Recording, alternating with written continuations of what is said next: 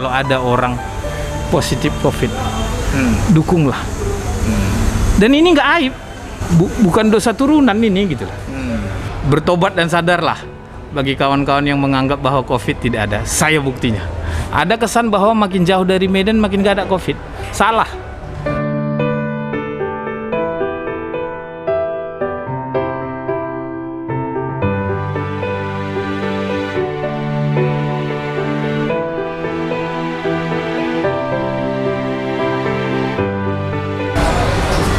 Horas, selamat sore. Kembali kita bertemu dalam program Green Berita Mendengar. Saya Fernandus Tanggang. Hari ini kita kedatangan tamu spesial, seorang penyintas COVID-19 yang berhasil bertahan walaupun selama 15 hari lebih di ruang ICU, berjuang untuk lepas dari serangan virus mematikan ini. Nazir Salim Manik, seorang penggiat demokrasi dan pernah menjadi ketua KPU Papua Barat dan juga komisioner KPU Provinsi, dan saat ini menjadi Direktur Jaringan Demokrasi Indonesia Sumatera Utara. Langsung saja kita menyapa beliau. Horas, selamat sore. Abang Anda Nazir Salim Manik, apa kabarnya? Apa kabarnya? Alhamdulillah jauh lebih sehat, merasa lebih sehat. Setidaknya merasa. Sudah tampak kurus ya? Ya lumayan, 20 kg. 20 kg berkurang dalam masa rawatan ya. Selama dalam masa rawatan. Untung diselamatkan oleh Just Green.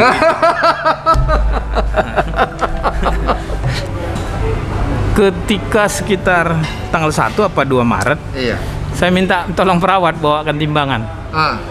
Biasanya berat badan saya itu sekitar 85. Iya. Kalau kami cek pada waktu itu sekitar 65. 65. Berarti ada sekitar 20 kilo. 20 kilo. Jadi kalau dihitung per hari kan sekilo dihajarnya kan. Ada 20 kilo turun. 20 kilo ya.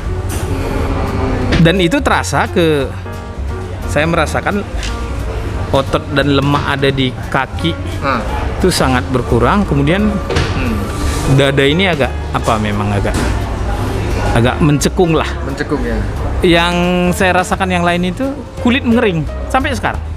Makanya tadi mau kita kesini saya pakai hand body lotion. Termasuk di apa ya, di mungkin izin ya, di daerah sini ada terasa mengering.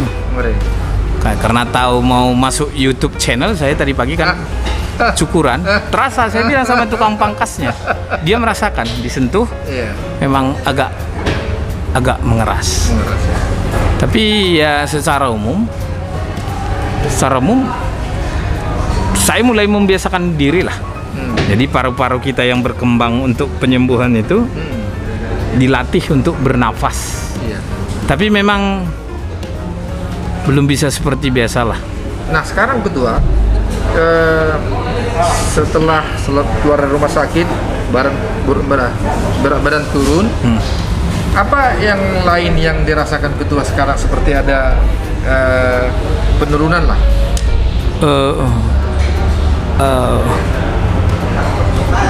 Mengontrol gerak motorik itu agak melambat. Iya. Melambat misalnya ya, agak slow motion. Iya. Makanya di rumah kan ada lantai 2, ada tangga. Saya belum berani naik. Oh, berarti turun di bawah, di kamar bawah. Saya rasa misalnya ke kamar mandi. Iya. Ya kamar mandi ritual yang biasa kan. Nggak semudah itu.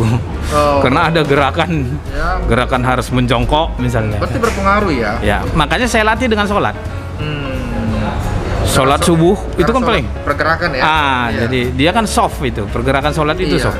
Dan itu pun terasa saya nggak ideal. Gerakan sholatnya terpaksa nggak ideal karena harus ada mau naik misalnya berdiri. Gitu ya. Kalau idealnya kan nggak begitu. Tapi karena ini ya saya latih saja dengan. Menurut saya sampai hari ini gerakan sholat itu gerakan yang tidak terlalu rumit, tapi harus lulus dulu itu. Iya. Kemudian beberapa hari ini berjemur lah. Berjemur. Dari jam 9 sampai jam 11. Tadi juga berjemur dulu. Berjemur di tengah matahari karena selama di rumah sakit kan nggak ada kena sinar matahari. Iya, di dalam ruangan. Nah, yang saya rasakan sekarang yang belum 100% juga pengecap dan perasa. Walaupun nafsu makan saya ini sudah gila-gilaan, congoknya udah keluar. Mulai naik lagi ya. Jadi banyak teman-teman ini yang mengirim makanan, saya hajar aja. Tadi sebelum kemarin ya makan salad buah, ada dua kotak, saya hajar dulu. Tadi saya lihat di status Facebooknya dari Ketua Bawaslu. Iya, dikirimi salad buah, saya hajar dulu. Jadi artinya, Bung Fernando, saya tidak ada gangguan psikologis sedikit pun. Cara berpikir gimana Ketua? Apakah saya baca berita politik? Jadi mohon maaf ini nggak khusus, tapi saya ikuti KLB di Sibulangit itu. Iya. Saya ikuti beritanya. Iya. Kemarin Ketua saya telepon tiba-tiba nanya Pilkada Samosir. Jadi artinya saya ikuti berita MK. Iya. Saya ikuti berita di Sibulangit. Iya. Jadi banyak teman-teman bilang jangan berat-berat kali. Saya bilang kesukaan kita kan itu. Iya. Kita ini pegiat pemilu, pegiat demokrasi. Tidak ada lagi keinginan itu, iya. Sudah ada sesuatu kan. Makanya selama di sana mungkin beberapa kali kerabat saya suruh mengisi paket data. Karena kan nggak puas nonton live streaming, nonton YouTube. Saya isi waktu dengan itu karena baca nggak ada buku di dalam, nggak ada buku kan bisa berpotensi. Jadi handphone lah. Iya. Saya lihat juga Ketua selama di rumah sakit juga selalu upload status menyampaikan dukungan bantuan-bantuan dari teman-teman. Saya lihat ada dari KPU. Ya, ada dari keluarga KPU ngasih bantuan, ada dari kawan-kawan NGO, ada dari beberapa pribadi-pribadi. Iya. Itu saya mau menyampaikan bahwa saya senang atas perhatian itu. Mungkin ya penghargaan saya terhadap mereka bahwa nilai mereka memberi bantuan itu membuat semangat kita itu semakin terdongkrak untuk sembuh. Untuk pingin sembuh ya? Pingin sembuh. Karena bahkan ada yang ngirim malam-malam ngirim sate. Di awal saya kembali ke ruangan isolasi. Iya. Bahkan ada yang terlalu semangat ngirim kopi di razia sama perawat kan? Nggak boleh. Nggak boleh. Ada yang ngirim apalah macam-macam. Saya di dalam rumah sakit ya sop sipiro lah, daging apalah, makanan diet sangat banyak. Jadi menurut saya ya Bang, tinggal lobsternya Samosir lah yang belum. Itu dari Green Berita harus sampai. Yang saya syukuri adalah teman-teman ini semua juga nggak ada yang merasa bahwa saya ini sakit. Komunikasinya seperti biasa, itu penting. Di grup kita ya. Iya.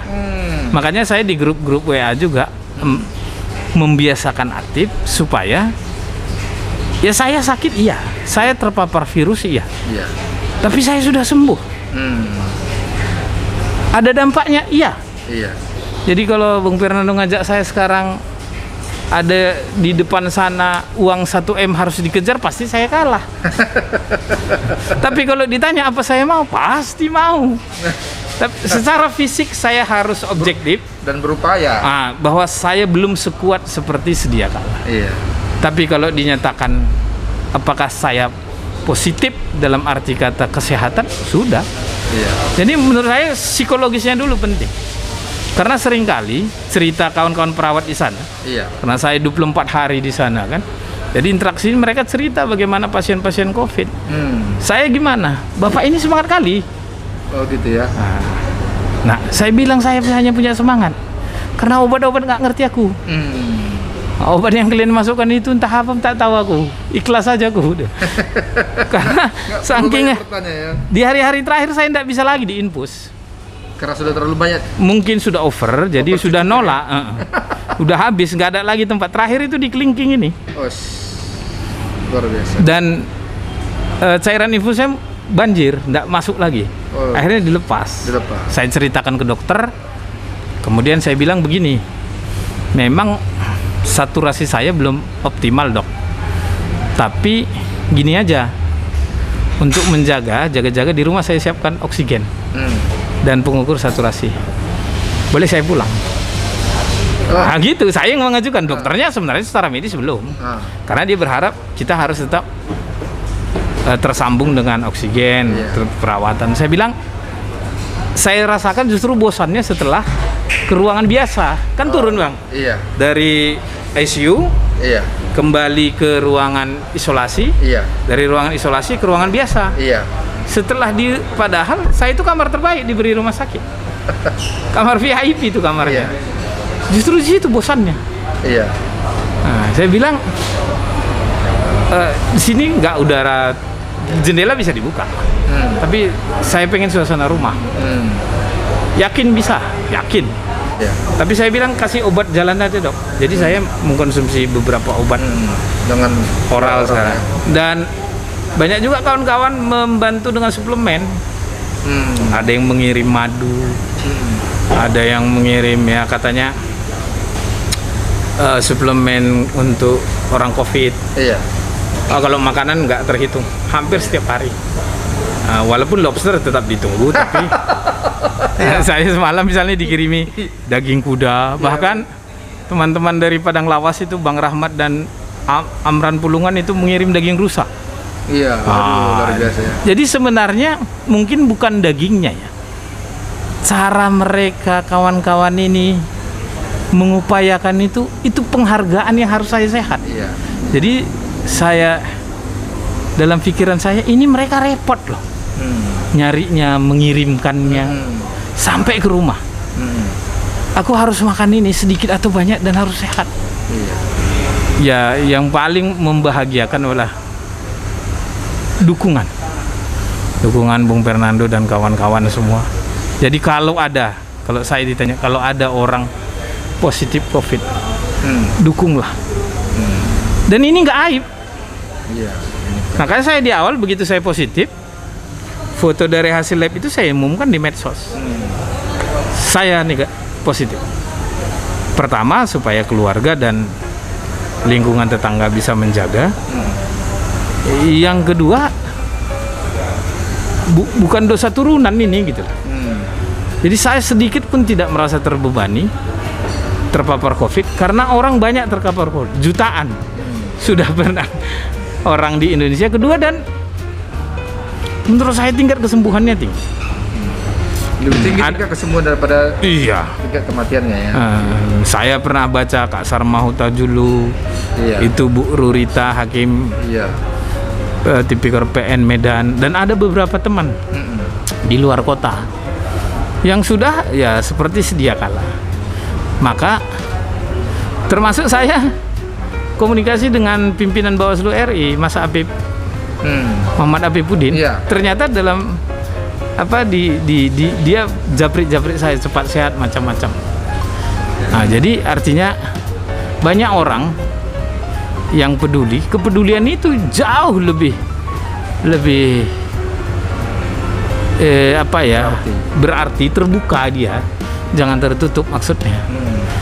Nggak apa-apa, si Nazir COVID, iya, sedang di rumah sakit, iya, mohon doa, iya. Karena para medis, para dokter dan tenaga kesehatan kan tahu apa yang dilakukan. Iya. Apalagi sudah setahun lebih kan. Iya. Mereka kelihatan di tempat saya dirawat, saya lihat mereka sangat profesional. Dari pagi ke pagi lagi memberikan perhatian. Dan sampai hari ini saya rasakan mungkin kalau saya tidak dirawat di rumah sakit bisa terjadi sesuatu yang lain. Baik. Bang Nazir, kan banyak orang nih yang masa sepele bahwa COVID itu tidak ada, ada rekayasa. Gimana pesan Bang Nazir kepada mereka? Pertama begini, saya sebagai penyintas sudah merasakan langsung dampaknya secara psikis dan fisik. Fisik saya, pemirsa bisa lihat kan, nurun 20 kilo, paru-paru diserang, ya meninggalkan pergerakan yang melambat sekarang, kelihatan seperti sesak. Pisah dengan keluarga beberapa minggu.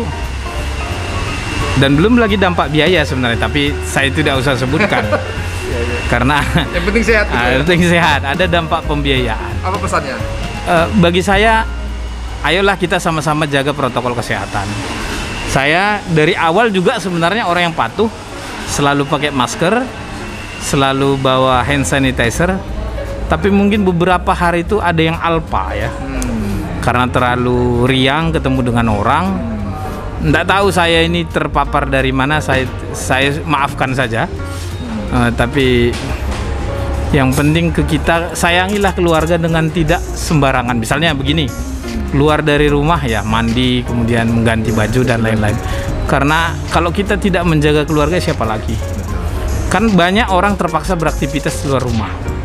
Kawan-kawan jurnalis terpaksa meliput berita. Kawan-kawan ASN terpaksa melayani masyarakat. Itu taksi online tempat saya numpang tadi terpaksa, kan terpaksa juga lah itu kan melayani. Jadi orang-orang seperti ini kan berisiko.